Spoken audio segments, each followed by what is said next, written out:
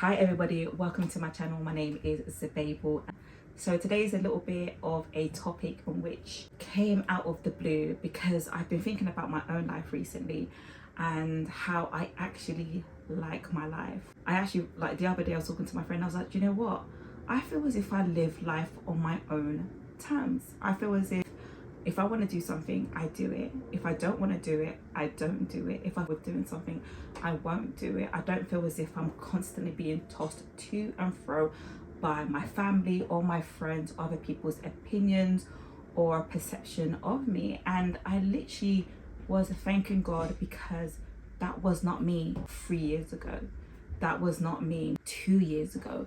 And I thought to myself, how did I get to this stage in my life? Because I know so many people out there, and even some of my friends, who feel as if like their life is not their own. They don't live their own life. They're living their lives through their parents, through their friends, through the opinions of other people, through society. And in no way, shape or form am I saying that I don't do nothing. I'm not dictated by anybody else, or I'm not influenced by anybody else. At times I think to myself, gosh, I only did that because someone else is doing that. Gosh, I'm only doing that because my parents maybe put the idea in my head. But the majority of my time actually is because that I am living it according to how I want to do it and what I want to go and do.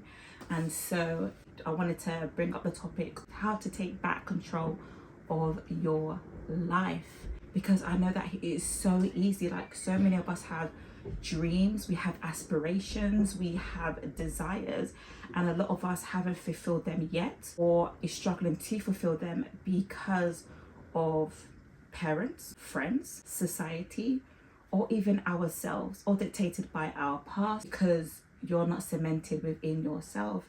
And I was looking back on how I got to this stage in my life, and I'm actually quite proud of it and can only believe that it would only get better. But I definitely wanted to throw in 3 vital tips in which I've done over the past couple of years to really feel as if I own my life and nobody else owns it for me.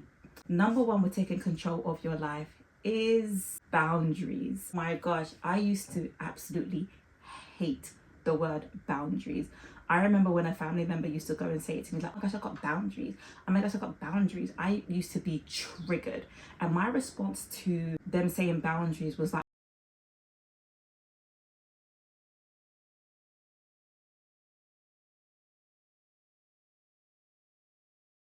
and that was my real perception of what boundaries was. Actually, I felt boundaries was quite a silly word that was just being thrown around.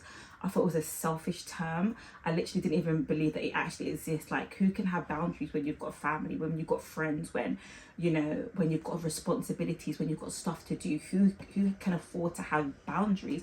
And I really did not understand that. But I realized that the only reason why I had issues with the word boundaries is because when I was younger, I didn't feel as if I could uphold to my boundaries. Like, if I went to like my family, my mum and my dad, to my siblings, or even to friends growing up, I realized that if I told them that I didn't like something, it did not matter. They would then tell me that, or my parents would then tell me that, excuse me, you're a daughter, there's things for you to go and do, you're the eldest daughter at that, and so you're here to look after your siblings. So what if you don't want to go and do the dishes today? So what if you're ill? So what if you're not feeling like it today? We obviously don't want to do what we want to do, but we have to because we've got responsibility. And so I grew up with the notion that regardless if I don't like something, regardless if I feel off about something, I had a duty to play. I had a duty to present myself in a particular way, and that was just it. However, I've come to know over the past couple of years, especially being a woman of faith, that boundaries is just so important. Like, boundaries, basically what boundaries is a line that draws you. Was it where you start and when somebody ends, or where you end and then someone starts? So basically it's like a fence where this is my property and this is your property. So I can only be responsible for what's inside my property, my garden, and you're responsible for what's inside your property and your garden. And I wasn't used to that. Like, I just wasn't used to that because I had to take on the responsibility of other people. I had to, you know, look after my siblings, even though at a young age I didn't believe that was actually my job. But you know, I'm African, I'm the eldest daughter, it's a no-brainer sort of thing. And so it didn't matter if I had boundaries, or if I wasn't comfortable with something, or if I didn't like something, it was pushed upon me. But growing up, I realized that boundaries is so important because it teaches people how you would like to be treated. Obviously, when you're younger, you know, you don't have much control on how you want to be treated, because if you voice it, someone might come with a rebuttal and tell you excuse me, and give you the like 1,000 different reasons as to why, like, you have to accept this, or you have to put up with this, or you have to be comfortable with this. But as an adult, you have autonomy, you have the right to go and tell somebody how you like to be treated. Just imagine boundaries being like, you've gone into a restaurant, you sat at a table, really, really lovely restaurant, you look at the menu, and then the waiter comes in and asks you, like, what would you like to eat? What do you want to order from the menu? And then you go to them and you say, do you know what? Surprise me. Literally, surprise me. I don't know what I want. Like, surprise me. And then obviously the chef goes back into the kitchen, does whatever they want to go and do, brings back a meal and reveals it to you. You're like, voila, we've got this best meal sort of thing. But you look at it, you try it, and it's disgusting. You start breaking out in hives and you're thinking, oh gosh, like, why would you do this? Like, okay, can you go back into the kitchen, please? Can you make something else? He asks you again, what would you like to order? Surprise me. He goes back into the kitchen now, tries to cook something for you, comes back out, and again, it's something that you don't like. And the cycle continues. The waiter asks you, hey, you want to change your order? What would you like? You tell them again, surprise me. They come back and still it's something that you do not like. By, I don't know what time, let's say by the 7th time, you're thinking, are they taking the mick? Like, on a serious level, can they not come out with something that I like? But you cannot blame that waiter. Just like many of us can't blame our friends and family on how they treat us. We can't blame them for how they treat us, how they talk to us, because we have not given them the manual. We have not told them the conditions. We have not told them the directions on how we like to be treated. We're basically telling them, surprise me. Tell me how you would like to treat me. Show me how you would like to treat me. They cannot read our minds, because what's good for them might not be good for you. What they see as like incredible is actually a low ball for you. What they think is like the best of the best, you're thinking it isn't mediocre, because only you know what you like and what you don't like. Only you know what you can tolerate. Only you know what will frustrate you, what you find offensive, what you find degrading, what you find, you know, quite violating, what is a violation for you. You will only know that because you know yourself. And so when you don't tell somebody your boundaries and how to treat you, how to talk to you, how to approach you, they can only do what they know to do. They come to you on the level in which they are at, or the level in which they treat themselves, or the level in which they maybe seen someone else get treated, and they follow suit. But boundaries will take control of your life, because you're not being tossed to and fro. The thing is that you do not have to accept what people give you. And I think that a lot of us, when we were younger, we had to take things, because at the end of the day, you did not have a choice. You are a young person, you need your caregivers, you need your parents to protect you, because if they didn't protect you, you'll literally die or starve, or, you know, or not have any clothes or anything like that, because they are there to provide for you. And so even though what they gave to you weren't great, even if they gave you something really rubbish, just wasn't up to par, you're going to take it because you have no choice. So you get used to just taking scraps, secondhand goods. However, things has changed, and you're an adult now, and you do not have to accept what people give to you. It's not, was it just because you refuse what people give to you does not mean that you are selfish, ungrateful, or the fact that you have no manners. You know that you deserve something more, or you deserve something different, and you're allowed to go and tell somebody, I'm sorry, but I know that you are giving me this. I know that this is the only treatment that you can give me, or this is the only type of friendship that you can give me. However, I desire something else more. I need this, what, for an example, I need more connection. I need vulnerability. I need honesty. However, you can't give that to me because you're not comfortable with it, you're unwilling to learn about it. And if they're unable to do that for you, you can actually say to them, I'm sorry, but I'm not taking it because I want something different. And so it is so important for you to get to know yourself and find out what your boundaries are, what you like and what you don't like, because it will make a world of a difference. And it will definitely be one of the biggest tools in taking control of your life, because you are writing the script of what you want, not somebody else. Number 2, isolate yourself. I realize that we're in a society that doesn't necessarily value alone time, you know, especially with like social media. We have to show everybody what we're doing, we have to show everybody where we're going, you know, what we're eating, the activities in which we're taking place. And so we encourage this whole thing that even though you're by yourself, you're not really by yourself. You have to invite everybody on the journey.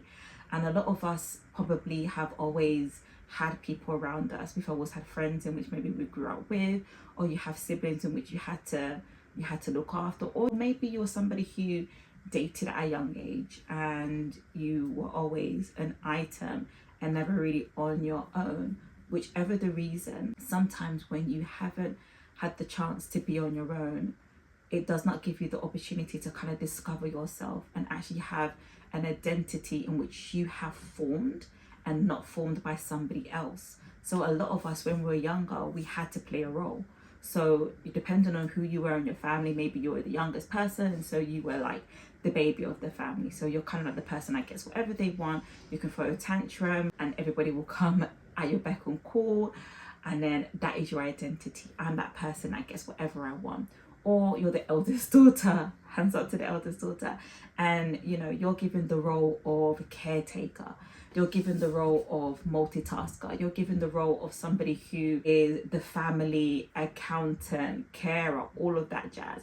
And although you did not like that role, and although you did not ask to be in that role, they gave it to you and you had to deliver and deliver it well, even though you were sick and tired of always, you know, putting yourself in the back burner or having to carry so much burdens and things on you. However, that was the role in which you played.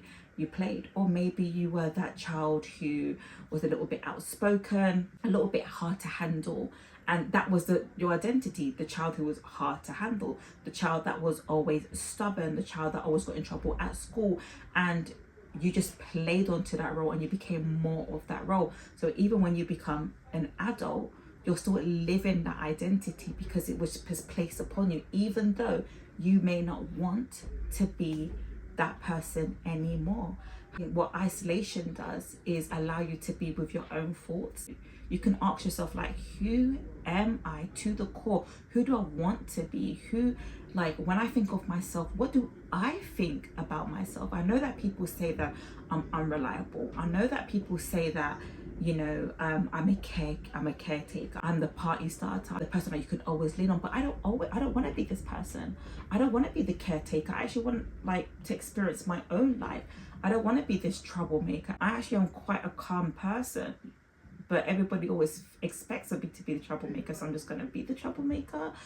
I actually, you know, I don't actually want to be the person that gets whatever I want, because, you know, I've grown to be this person who I actually can't take care of myself because everybody's always so willing to take care of me. Like, who am I when I throw away all of these narratives that have been placed upon me?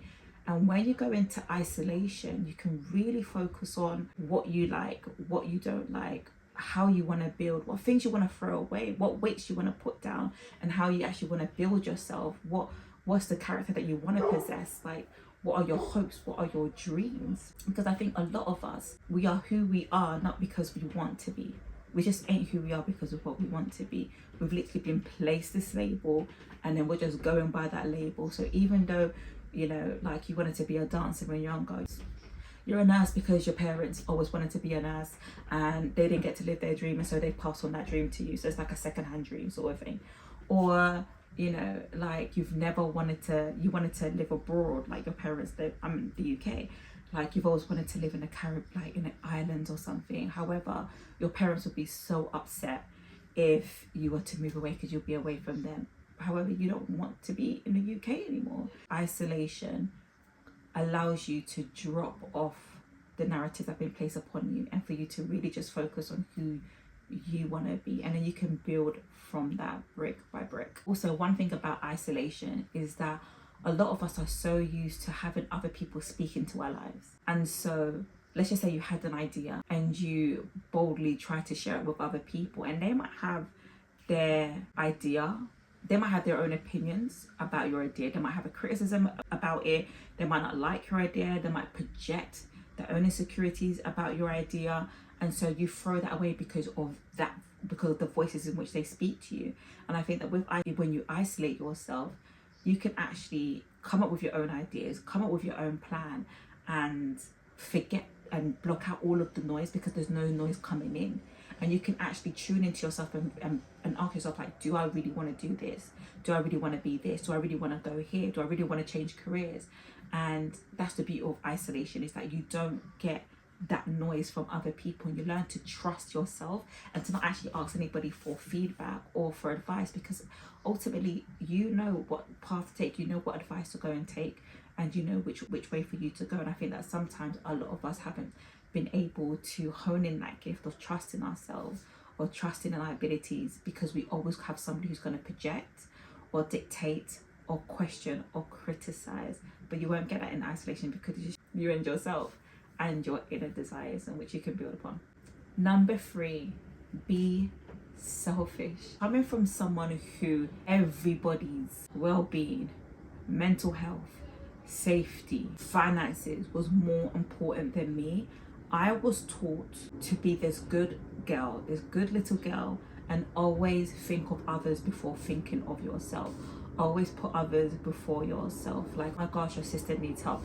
It does not matter that you are overwhelmed, your sister needs help. You know, your friend comes up to you and be like, you know what, I need you to help me do this. It does not matter that you've maybe got some, you know, a really big deadline, you know, for, you know, tomorrow, and you need to was happy. What I came to realize is that the more that people had good things to say about me, in terms of, oh my gosh, like, Spable is selfless, like, she's always thinking of me, she's so understanding, she's always there when I need her, she'll drop anything at this second just to go and help me. But the more they gave me these compliments, I felt so low, I felt so rubbish, I felt so bad about myself, and it should have made me more content, it should have made me more happy, it should have made me feel so fulfilled at the fact that these people had so many amazing things to say about me. But deep down, I felt like nothing. I felt as if I had to lose myself to make other people happy. I had to become nothing so people can become whatever they wanted to be. And I just didn't get that correlation. I was just like, why do I not feel any better about myself? Why do I feel as if I've been depleted? Why do I feel as if I have like no identity, or like I have no time? Why does it feel as if like all the desires in which I had, I've not fulfilled them, I've not brought them to pass? Like, all of the things in which I've wanted to do, I've not done them because I was helping somebody else do them. And I realized it's because that I was taught to be selfless. Do you get what I mean? I was taught to hang myself up on a tree. Do you get what I mean? Just so, I don't know, people can have what they have. And I realized that that's just not a way to live. And for somebody who has been taught to be selfless and who finds it a lot more easier to put others people in front of them instead of actually being focused on their own desires, I had to realize to actually not to implement being selfish. And it was really weird, because like, as a woman of faith, I'll be in church and there'll be sermons talking about like, a lot of us need to be more patient, a lot of us need to be more selfless, a lot of us need to go and, you know, think of our neighbors more than we think to ourselves. And I used to leave like church thinking, the Lord doesn't love me. Do I need to be more selfless than I am now? Like, how much more does the Lord want me to lose myself? How much more does he want me to give up just so I can make other people happy? And I realized that there is a narrative that excludes people who have only been taught to think about others and not themselves. That's only been taught to put others' needs in front of them and to never think of their own. To only been taught that, like, you know, to get ahead, you must help other people and just never think about yourself. But it wasn't getting me anywhere. it depleted my finances because everybody's need was so much more important than me. For years, I had no finance, I had no savings, I didn't have any money in the bank. Like, I just couldn't keep money in my hands. For years, like, I used to live off, like, I should just live a life of being burnt out constantly because I was working my 9 to 5. Then I'll go to my parents, I do laundry at them, I tidy up their house, and then I would then go out with my friends on the Friday, on the Saturday, then I'll serve at church, I do prayer meeting, I do Bible study, I do all of this, and I do that. And I thought to myself, I am living everybody's life and I'm not living my own. Everybody, in my mind, everybody was more important than me because everybody's need was more important than me. And so I lived my life that way. But I had nothing to show for it. All this selfless act that I did, I had nothing to show for it. And don't get me wrong, I'm not trying to say that don't help people, don't support people, don't encourage people, you know, don't take time out of yourself to give to somebody else. Yeah, you definitely should. In this life, we have to support each other because there's going to be a time in which you're going to need someone else's support, but you just kept saying no to people. So why are people going to support you? A time in which you're going to be down, you're going to be depressed, or maybe you're going to need encouragement, but you were never there to give it to somebody else. So why should somebody give it to you? That is not where I'm coming from. I'm not trying to say, like, be this person who is just so self-focused. However, you need to become selfish for a period of time, because if you don't know how to help yourself, you really don't know how to help other people. You want to help people with their finances, you need to know what it entails to actually help yourself. Like, you know how to save money so you can help someone else save money. If someone needs encouragement, you need to know how to encourage yourself before you can encourage somebody else. Is that take control of your life. You need to be selfish for some time. You actually need to ask yourself, what is a priority to me, but I've been put in the back burner because I've been focused on everybody else's need? What do I need? You know, what do I require right now? What fills up my cup? Because right now I'm running on empty. I don't have anything to give. When you're running on an empty tank, you start to realize that everything you give out will only end up in resentment and bitterness, because you realize that you have been neglecting yourself so much, and you've told yourself that these people are more important than you. Their desires are more important than you. Their goals, their wishes, their dreams are more important than you as an individual.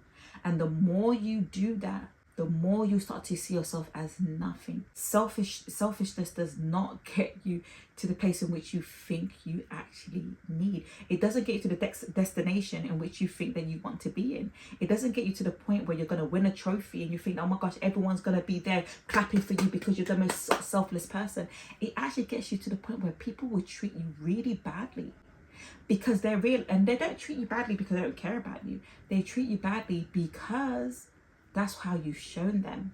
And it kind of goes back to like the boundaries aspect. You've taught them how to treat you. You've shown them how to, you know, relate to you. You've taught them that, you know, I'm only good for giving, providing. I don't have an intrinsic worth about myself, like a value, without actually doing all of these things for you. I'm the person that does. You love me because I do things, not because of who I am or like my internal self, my internal value. I'm only worth something to you because I do things for you and make your life easier, but at the same time, you don't give anything to me. I make your life easy because you don't have to fill my cup, but I fill all of your cups, I fill all of your jars. Being selfless actually allows you to find out what fills your cup, so then you can come back onto the scene and actually give from an overflowing cup, where to the point where you won't even see the things in which you're doing for other people because you've been handling yourself, you've been handling your stuff. You don't mind helping somebody do the garden in their garden because you've been taking out the weed in your garden. You've been planting flowers. It's looking good up in your garden because you've taken the time to do that. You wasn't so focused on other people. You're able to go and give out love so like a lot more freely because you've been giving yourself all that love. And so how can you not give that love back? Do you understand what I mean? Because you have tended to your own garden, you have not neglected yourself. And so definitely you need to be selfless for some time. You need to be I keep mixing up the word selfish and selfish. You need to be selfish for some time so you can actually show up as your full self and actually do what you need to do so you can help other people afterwards. Those are the 3 vital steps that I've taken over the past years to get to the place where I love my life. Before, I used to literally pray to God of like, how can I leave this earth? Like, how can I like go from one end to the other end of the earth? Like, what country, like what's the furthest country I can go so I can't be around my family? So my friends don't ask me something. Sorry friends, sorry family if you see this, because I just felt as if like they took. When I realized that no, they weren't taken. I wasn't asking for anything. I gave myself willingly. I made myself a human martyr, like literally.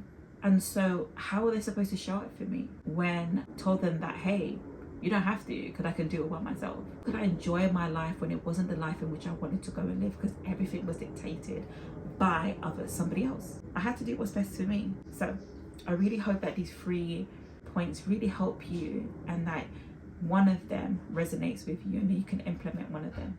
Until next time.